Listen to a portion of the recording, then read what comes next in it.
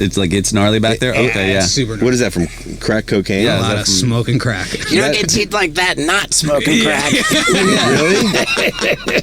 Yeah, a lot of Heroin doesn't make your teeth fall out. It's crack. Well, heroin, because when you're high on heroin, you crave sweets. So it's like I'm eating a lot of sugar too. But why crack? Crack, you're just smoking fucking whatever's in crack. I don't know what's in crack. I just smoke it. Cracks your teeth. Yeah. Yeah. Wow. I mean, meth mouth. That's a thing, right? Doesn't meth Yeah. hurt your mouth too? Or is it your teeth, or it like messes up your skin? Messes up I've just everything. heard the term meth mouth. Yeah. Yeah. Right? It's a real thing. You like meth, huh? I didn't like it, but I did it. Yeah. Yeah. I never turned it down. I never turned it down. That's a fact. Did you smoke crack ever, Steve? I never smoked crack. Not With all the boiling and like cooking What about of smoking? like, What about smoking coke? I smoked, yeah, I mean, I would like put coke on cigarettes, but it's not just a waste of So time. yeah, it's a waste of drugs. Does nothing? You get nothing from I got that? higher than a fucking Georgia pine after smoking a lot of coke. Did you ever smoke crack? Yeah. Oh, Yeah. that's pretty cool. Did you like it? Yeah. Yeah. Like, I don't want to smoke crack, but I'm jealous that you guys like did in the past smoke crack. You know, to say like, yeah, I woke up and like I had bit the entire fucking like bottom half of my I was just like, chewing my lip off. My first time that I was in rehab was 1995. My mom said she wouldn't bail me out of jail unless I went to rehab. And how old were you then? I was 20. Okay. Still not 21. Yeah. So I go to rehab when I'm 20 years old, and like every day somebody comes and somebody leaves. There's like turnover. For sure. And like generally we're always in like the circle of feelings. You know, everyone's sitting in a big circle sharing their feelings, and somebody comes and they introduce themselves to the circle and they say what's their drug of choice. And I noticed that when people said their drug of choice was crack cocaine, people are just like they just considered the person a write-off. Yeah. Like no eye contact. That person's not my roommate. I would like, you know, like that. I just noticed there was something about crack cocaine that was like really, really different from powder cocaine. Because if somebody said their drug of choice was powder cocaine, it was almost like snickering, like what a pussy. You know, like Yeah. heaven forbid if somebody walked in and said their drug of choice was marijuana, they would be like. Yeah, it's like that half-baked. They would, Bob they Saget, would be yeah. like unsafe in there. Like So there's you like a know, hierarchy of drug addicts. It's like in high rehab. school with cliques. You know what I mean? Like Yeah, When people hang out and, Yeah. and listen to the Grateful Dead. If people's drug of choice was heroin, it was like they were just like carried in. Oh, we'll meet them in a couple days. Really? Yeah. Yeah, What do you mean we'll meet them in a couple days? just because they're out of commission. Ah. They were out of commission. Like they were, you know. Yeah, they're detoxing. Who were like for the cool kids at rehab? Like, which drug group is the coolest? like the. I would say Coke? heroin. Of course, you Heroin? would. You're a heroin addict. Yeah, you're biased. Yeah. I was just, my whole take on it was just that I was like such a rinky dink, you know, like just being there at the time made me feel like, dude, this is I a don't belong joke. here. Like, I'm not, yeah, like, Wait, what were you in there for? just like, A DUI? Got a DUI. yeah, I was there for Alcohol? But you were doing coke and stuff. barely. So you felt like, I'm not even really a drug addict. This is just Right. to appease. Did my you mom. know when you get out you're just going to get high again when you're in there, or were you really trying to put your best foot forward? I was like just kind of clueless about it. Like, I mean, I went to a sober living, and then I was just like, all right, dude. I had my buddy Kevo like bring me weed to the Really? sober living. Kevo. So I was smoking weed in the sober living. Did you ever talk about the thing that you and Kevo got into where like somebody saved your guys' life? I don't think you've talked about that on this, where the glass was broken and you guys were bleeding out. That wasn't Kevo. That was my buddy Canyon. What happened? It was That's a gnarly fucking deal, dude. It was after graduating high school. I was like just turned 18 years old. My buddy Canyon and I, like we were like gnarly drinkers, and we just had like he had like a bottle of Jack Daniels, and we filled these huge brandy glasses, like and just chugged huge glasses of whiskey.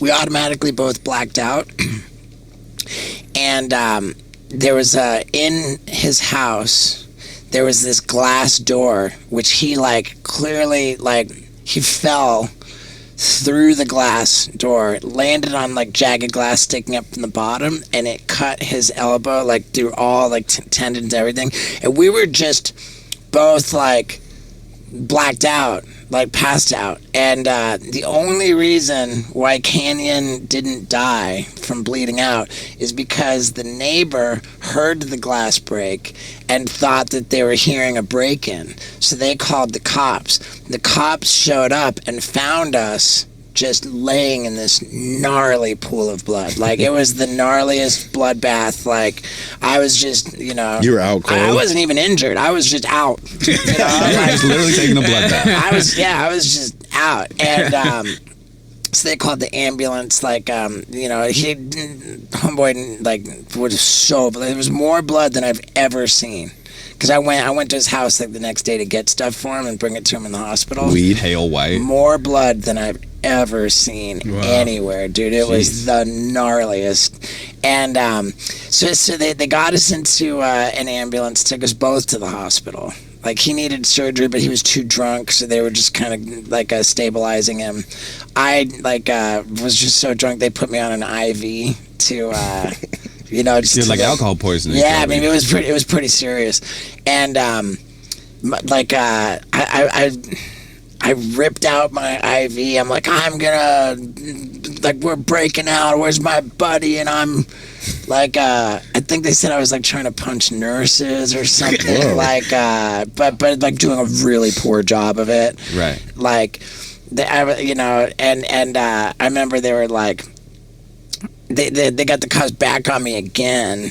And the next memory that I think I had was I was back in the paddy wagon. The cops were telling me, look, if you go back into the hospital to try to break your friend out again, what a bro. Like, we're going to have to really actually lock you up in jail. That's fucking gnarly. It's funny how, like, you're like being a bro, but you're also not, because your buddy needs like medical attention. But you're like, I'm gonna save you. Like, I'm gonna get you out of here. It's like he's not in jail. He's like being fixed. Right. And so then this paddy wagon with me and like they take me home. And they ring the doorbell. My mom comes to the door, opens up the door, and it's her son, like, just cross-eyed, covered in blood. I mean, like, I was, like, the gnarliest, just covered from laying in a pool of blood, and with a police officer on either side of me, a British Bobby. And they're like, "This is, you know, this is your son." She's just, like, shaking her head, like... What did she say when the door shut, like... I mean, there were a number of episodes like that.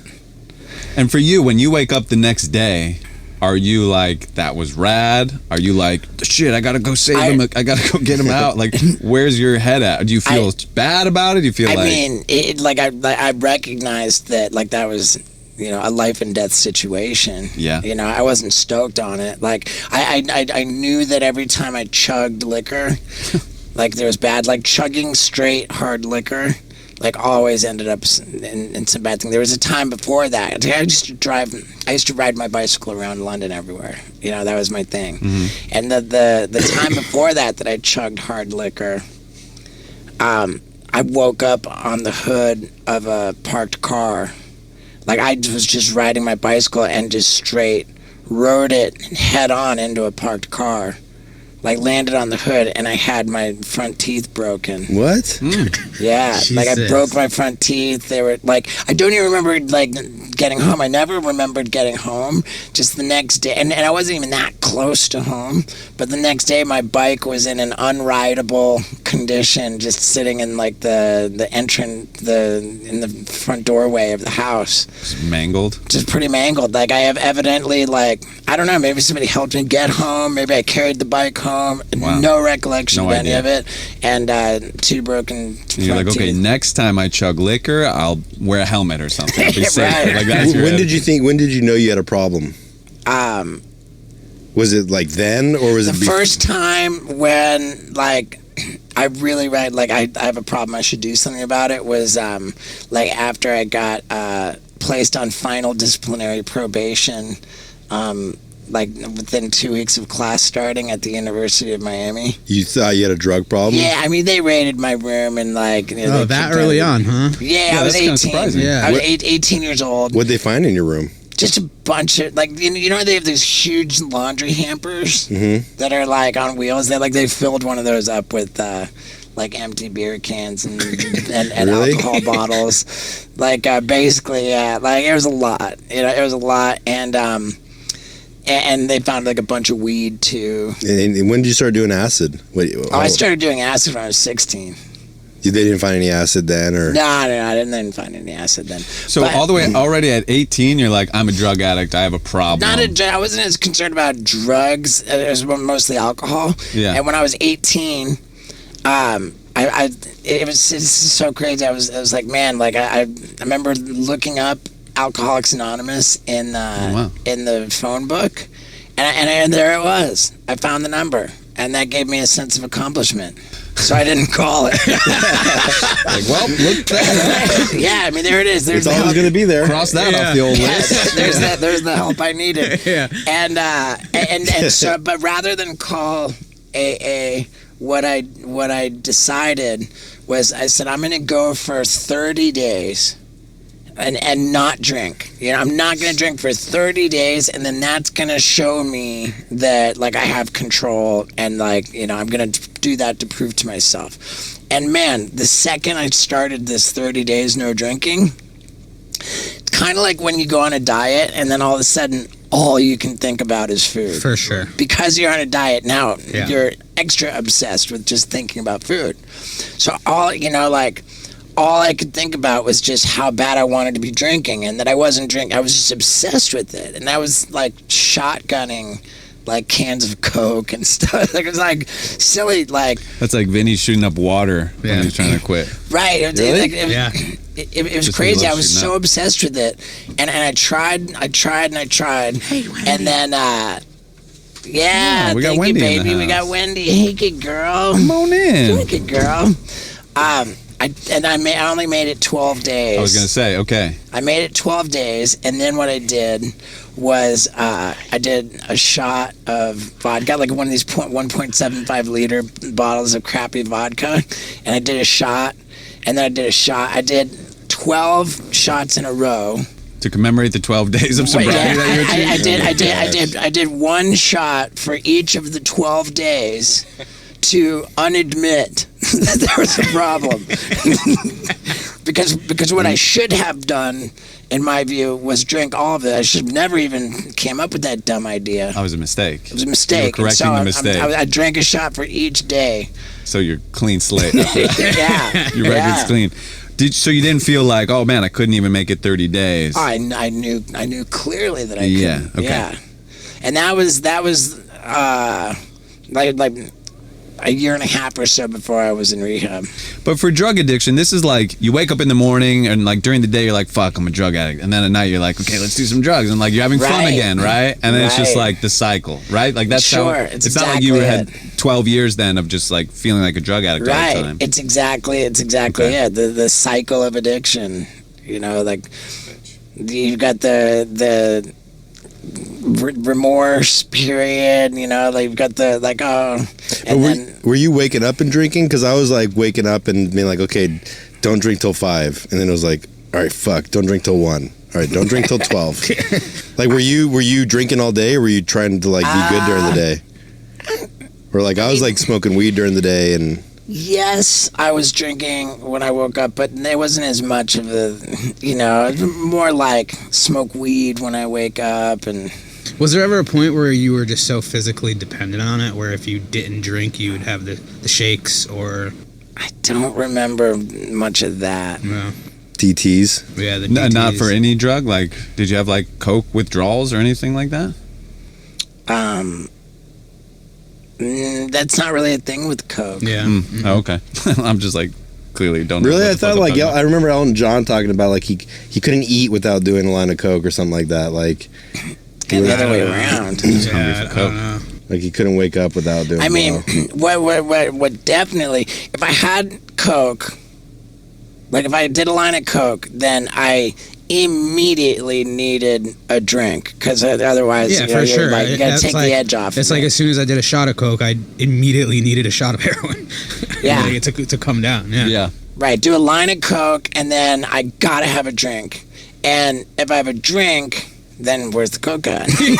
Right. Were you trying to hide? Like when you were living at home, were you trying to hide your drinking and drug use, or was it pretty out in the open? When I was living in in high school? Yeah, or like. I remember taking like a heavy hit of acid, like tripping my face off. Like I took it at school, and I came home and like ate dinner with my mom. Whoa. Like playing it off like I wasn't tripping my face off.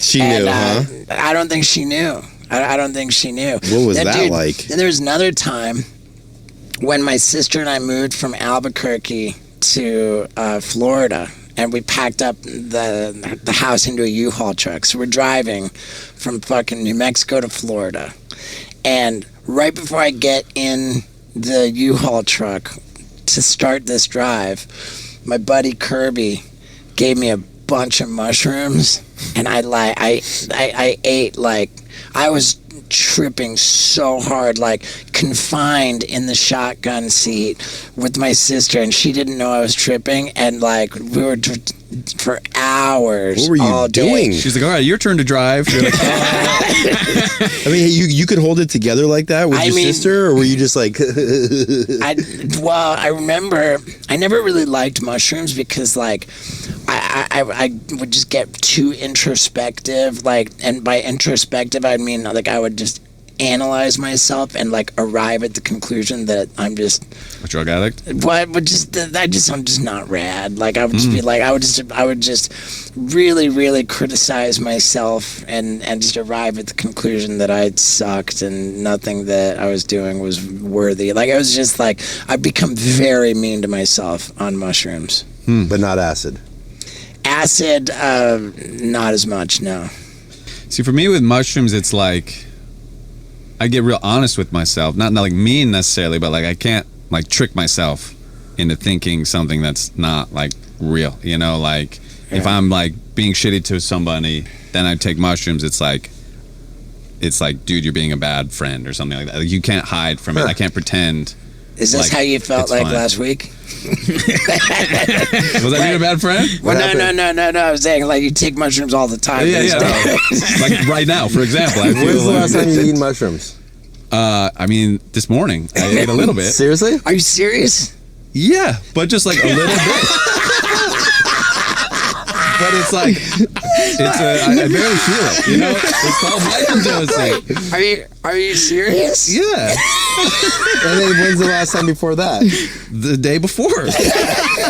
Wait, so you microdose every day? Well, like, not every day, but I'll go on like multi-day, just kind of runs of it. Not every day, just I don't take days off. No, but what's the benefit from microdosing that frequent?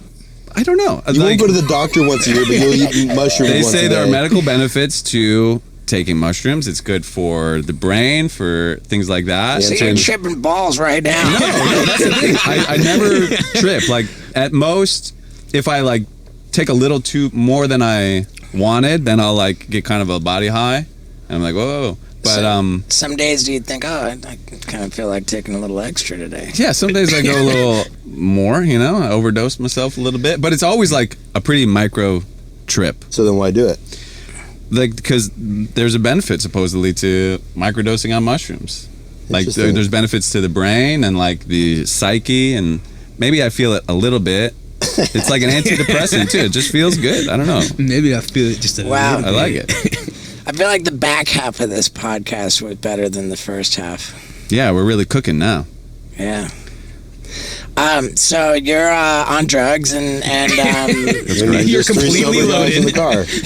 You're completely loaded. So you're completely loaded. Yeah. But I fucking love you, man. I love when we do this and we've got the gorgeous Paul Brisky effect. I love you guys too. Yeah, dude. And do we have anything else we want to talk about? Do we want to talk about how epic your special was? Yeah, this is our first time all together since Europe. Dude.